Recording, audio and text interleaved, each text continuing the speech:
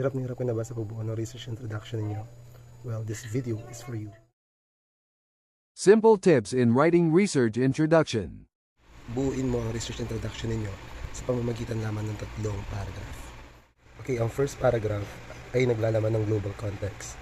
The second paragraph, local context. And the third paragraph, the research gap and the research purpose. Isa-isahin natin ang 3 to. In paragraph 1, introduce the general topic.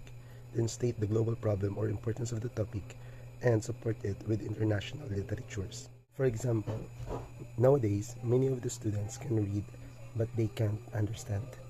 So that is the general topic. So all you have to do is to support it with international data from international assessments and support it with literatures or studies conducted abroad or in other countries. In paragraph 2, summarize key findings of local studies.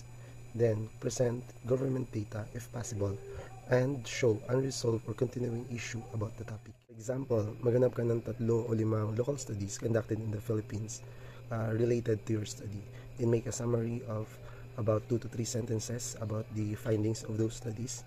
Then add mo din yung mga information or data na ginawa ng Department of Education to battle or to resolve reading comprehension issues among learners. Then, ilagay mo din yung mga, despite of that effort, government's effort, na natili pa rin problemado ang reading comprehension ng mga estudyante. In paragraph 3, clearly state the research gap. Then, link the gap to the locale of the study. Then, explain the significance of filling the gap.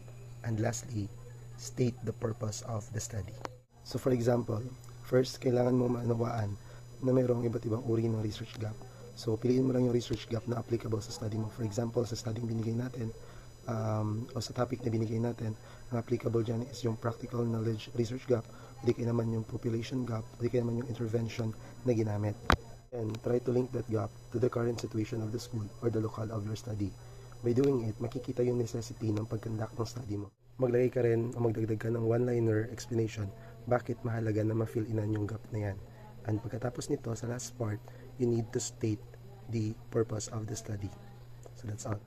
So I hope na nakatulong sa inyo yung video ito. Like and subscribe for more research tips videos. Thank you.